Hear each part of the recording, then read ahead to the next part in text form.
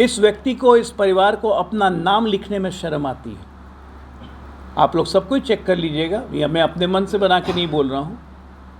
इनके दादाजी का नाम फिरोज़ जहांगीर गैंडी था, GANDY।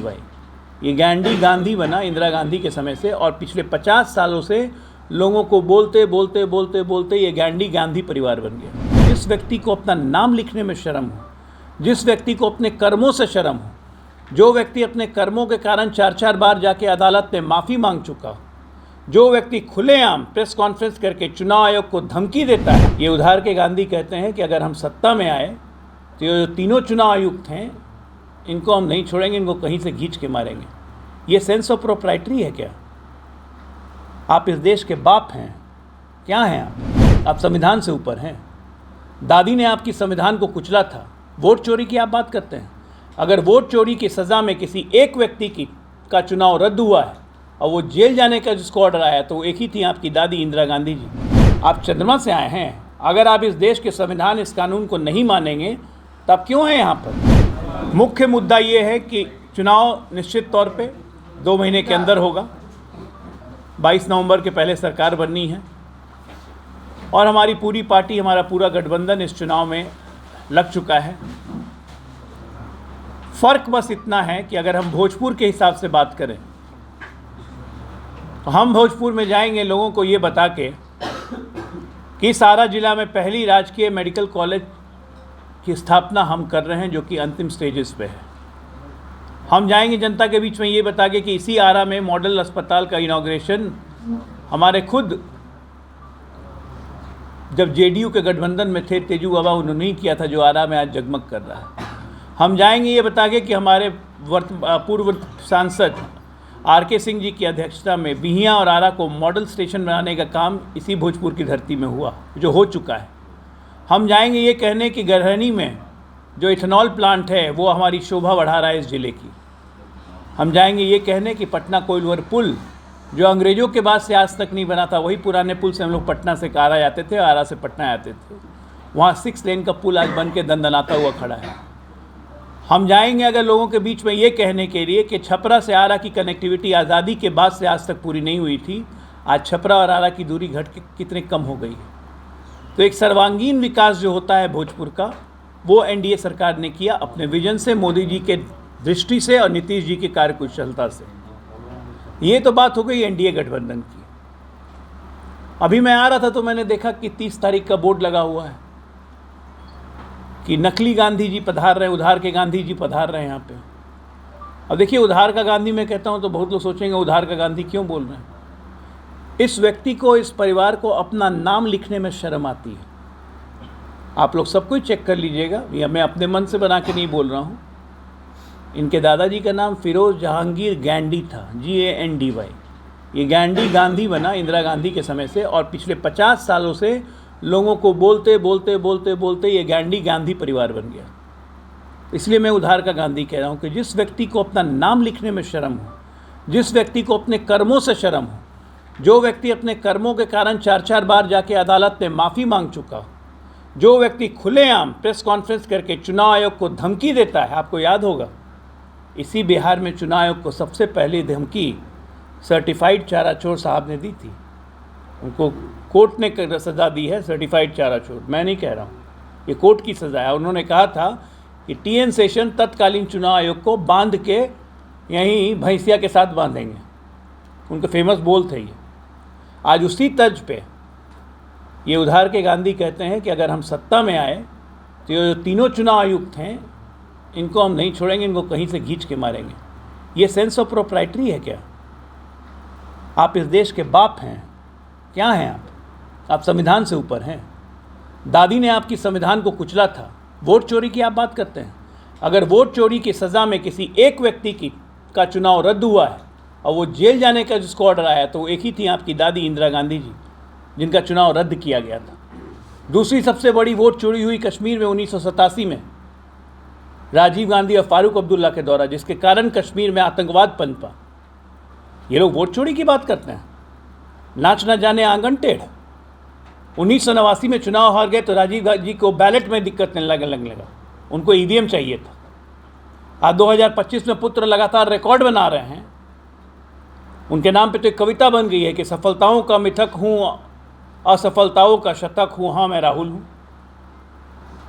डेविड भी मैं, दत्तात्रेय भी मैं, अपने आप में एफिडेविट भी मैं। चुनाव आयोग बोल रहा है एफिडेविट के साथ दीजिए क्योंकि ये नियम कहता है, संविधान कहता है। हम एफिडेविट देंगे? आप चंद्रमा से आए हैं। अगर आप इस देश के संविधान, इस कानून को नहीं मानेंगे तो आप क्यों हैं यहाँ पर? अगर इस देश की संवैधानिक व्यवस्था में, संवैधानिक संस्थाओं में आपका भरोसा नहीं है, आपको ईडी पे भरोसा नहीं, आईटी पे भरोसा नहीं, सीबीआई पे भरोसा नहीं, चलिए माना आप करप्शन के चार्जेस में बेल में हैं इसलिए आपको भरोसा नहीं है, लेकिन साहब आपको चुनाव आयोग पर भरोसा नहीं है। उसी चुनाव आयोग में जिसमें सारे दल, कोई भी राजनीतिक दल तभी बनता है जब वो चुनाव आयोग के पेट से निकलता है, मतलब वहाँ पे रजिस्ट्रेशन करवाता है के लिए। जननायक का मतलब ही समझते हैं। अपने घर के तो नायक नहीं बन सके, कांग्रेस पार्टी के नायक नहीं बन सके, अध्यक्ष पद छोड़ा, अध्यक्ष पद दोबारा कभी लेने नहीं गए, लीड करने की क्षमता नहीं है, चले जननायक बनने। वो ठीक कहा संजय जी ने कि अब टाइटल चोरी करने का भी टाइम आने लगा है। जननायक शब्द की गरिमा होती है भाई। जेपी के बाद कर्पूरी ठाकुर को इस बिहार ने जननायक कहा था, उनसे भी ये चीज़ छीन लीजिएगा। कल को महात्मा फिर से पता चला कि राष्ट्रपिता भी बनने चलेंगे, कोई भरोसा नहीं। सर लालू जी को जिस बेसिस पे बेल मिला था उसमें एक ये भी क्लॉज था, जेडीयू की गवर्नमेंट उसी को कॉपी करे। जैसे आपने भी बिजली का उदाहरण दिया, हाल में जो नौकरी के लिए जो दिया गया है कि 100 रुपये की रजिस्ट्रेशन राशि लगेगी, किस तरीके से आप इन बातों का खंडन? देखिए, सबसे पहली बात 2005 में जब हम लोगों ने सत्ता संभाली थी, नीतीश जी ने भारतीय जनता पार्टी के साथ मिलकर, पूरे बिहार का कंजम्पशन था 780 मेगावाट मात्र। प्रोडक्शन की बात छोड़ दीजिए। आज हमारा कंजम्पशन 15,000 से ऊपर जा रहा है। आज हमारा इंटरनल प्रोडक्शन एनटीपीसी से लेके प्लस बिहार सरकार की अपनी बिजली यूनिट प्रोडक्शन जो है वो लगभग 17,000 पे जा रही है। आज हम उस पोजीशन पे हैं कि शराबबंदी के बावजूद हमारी वित्तीय स्थिति इतनी अच्छी है कि हम 125 यूनिट बिजली दे सकते हैं। तो हमने दिया। हम वेलफेयर स्टेट। सरकार यहाँ व्यवसाय इसलिए नहीं करती है, टैक्स इसलिए नहीं लेती है कि सरकार को कॉर्पोरेट की तरफ अपना पैसा जमा करना है। वो पैसा जनता के लिए, वो पैसा मेरे घर ले जाने के लिए नहीं है, लैंड फॉर जॉब के लिए नहीं है कि आपको मैं नौकरी दूंगा तो मैं ज़मीन लूँगा। तो दोनों में बहुत अंतर है। जो तेजस्वी जी कह रहे हैं कि उनका कॉपी कैट हम लोग करेंगे, ऐसे दुर्दिन नहीं आए अभी हमारे। बिहार में राहुल गांधी को जननायक बताया जा रहा है कांग्रेस के द्वारा। एक बड़ी एनडीए को मात दी गई थी क्योंकि उनकी वजह से चुनाव लड़ने से कई सीट जो था वो डैमेज हो गया है। एक सोशल मीडिया पे कल से एक फोटो तैर रहा है जिसमें आपके जो सांसद थे, पूर्व सांसद आरके सिंह और पवन सिंह दोनों एक साथ दिखाई दिए और प्रयास लगाया जा रहा है कि एक बड़ी संकेत दी जाए। क्या कहेंगे? देखिए, सबसे पहली बात तो एकदम साफ बैठा देना चाहता हूं कि किसी एक व्यक्ति के कारण कोई एक व्यक्ति इतना बड़ा महान नहीं होता है कि वो सीधे हमें चोट दे दे पूरे शाहबाद रीजन में। पवन सिंह लड़े थे खुद जीतने के लिए, वो जीत नहीं पाए, तीसरे नंबर पर रहे। पवन सिंह पहले भाजपा में आए थे, कुछ दिन रहने के बाद वो निर्दलीय लड़ गए। अब वो क्या कर रहे हैं, नहीं कर रहे हैं। आरके सिंह जी हमारे पूर्व केंद्रीय मंत्री, हमारे पूर्व सांसद रहे हैं। व्यक्तिगत संबंध सबका रहता है, उसके राजनीतिक निहितार्थ निकालने की ज़रूरत नहीं है। और राजनीति में सब कोई स्वतंत्र हैं अपना अपना काम करने के लिए। और भारतीय जनता पार्टी को नहीं लगता है कि कोई एक व्यक्ति इतना बड़ा हो जाए कि वो पूरी ऑर्गेनाइजेशन के सामने वो पटकनी दे दे। ये नौबत कभी नहीं आती है बीजेपी में। और हमारे नेताओं पे ये लागू होता है, जो भाजपा छोड़ के गया उसका कभी वजूद नहीं रहा। प्रशांत किशोर ने भी SIR का मुद्दा उठाया। ये कौन है? प्रशांत किशोर कौन है? नहीं जानते हम लोग कौन है। अगला मुख्यमंत्री का चेहरा कौन होगा बिहार में? मुख्यमंत्री तो बैठे हुए हैं भाई, एनडीए की तरफ से कौन होगा? मुख्यमंत्री बैठे हुए हैं। नीतीश कुमार अभी पूछ रहे कौन होगा। पहले हटेंगे, वैकेंसी होगी तब तक कोई आएगा, अभी तो है ही है। एक सवाल मेरा था कि जवैनिया पीड़ितों को देखने आपकी सरकार के कि कोई भी मंत्री, उप मुख्यमंत्री, सब भाजपा के लोग हैं, कोई भी उनके पास पहुंचा नहीं। हमारे मंत्री गए लेकिन बीच रास्ते से वापस लौट गए। देखिए, ऐसा नहीं है कि बीच रास्ते से लौटे गिर गए होंगे। लगातार पानी की वजह से आगमन में और हेलीकॉप्टर से भी जाना संभव नहीं हो पा रहा है, लेकिन लगातार स्वास्थ्य अधिकारी या बाकी लोगों से टीम मॉनिटरिंग कर रही है।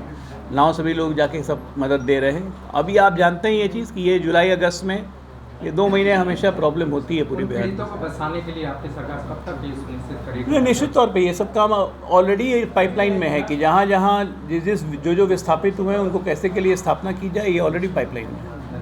सर कितने सीट पे बीजेपी इस बार चुनाव लड़ेगी बिहार में? अब देखिए कितने सीट पे, एक बात तय है कि बीजेपी 243 पे लड़ेगी, जेडीयू 243 पे लड़ेगी, लोजपा भी 243 पे लड़ेगी, जीतन राम मांझी भी 243 पे लड़ेंगे और उपेंद्र कुशवाहा जी 243 पे लड़ेंगे। इसलिए 243 पे हम लड़ रहे हैं। भारत और भारत विरोधी एक तरीके से ये लड़ाई होगी। देखिए, मैं भारत विरोधी विपक्ष को नहीं कहता हूँ। विपक्ष के कुछ नेताओं का आचरण जो है वो भारत विरोधी होता है। पूरा विपक्ष भारत विरोधी कभी नहीं हो सकता, ये कहना गलत हो। इस मानसिकता के साथ लड़ रहे हैं। जो लीड कर रहे हैं विपक्ष को, एक 56 साल का वयस्क बालक लीड कर रहा है जिसको 4 साल के बाद वृद्धावस्था पेंशन के लायक हो जाएंगे, और वो चिर युवा हैं अभी भी। आपकी उम्र 40-42 की हो जाएगी, आप अपने आप को युवा नहीं मानिएगा, लेकिन वो चिर युवा है। 56 साल के हो गए, 4 साल के बाद 1500 रुपया बिहार सरकार से मिल सकता है वृद्धावस्था पेंशन का। चलिए, डायरेक्टली वो इन्वॉल्व होते हुए दिखे हैं, सभा को भी संबोधित किया। देखिए, लालू जी को बेल सुप्रीम कोर्ट ने दिया था, अब वो सार्वजनिक रूप से सभा पे दिखे हैं। संविधान तो सबके लिए बराबर है, सुप्रीम कोर्ट संज्ञान लेगा, नहीं तो मुझे लगता है कि पिटीशन लग जाएगी कोर्ट में। क्या बीजेपी पिटीशन डालेगी? बीजेपी क्यों पिटीशन डालेगी? सुप्रीम कोर्ट का निर्णय है ये सब चीज़ में। तो सुप्रीम कोर्ट, हाई कोर्ट अपने आप ऑटोमेटिक कॉग्निजेंस लेते हैं। हमको कोई लालू जी से दुश्मनी है क्या? व्यक्तिगत दुश्मनी तो कोई नहीं है, विचारधारा की लड़ाई है। लेकिन कोर्ट सब बिल्कुल कॉग्निजेंस लेना चाहिए, क्योंकि ये संविधान की बात है, संविधान सबके लिए बराबर है। अगर लालू जी को वो सुविधा मिली तो बाकी जेल में अन्य कैदी हैं जिनकी तबीयत ठीक नहीं है, उनको क्यों नहीं बेल मिलना चाहिए? ये स्वाभाविक प्रश्न आएगा, तो देखते हैं क्या करता है कोर्ट। अजय आलोक जी, एक सवाल हटके साहबाद में जो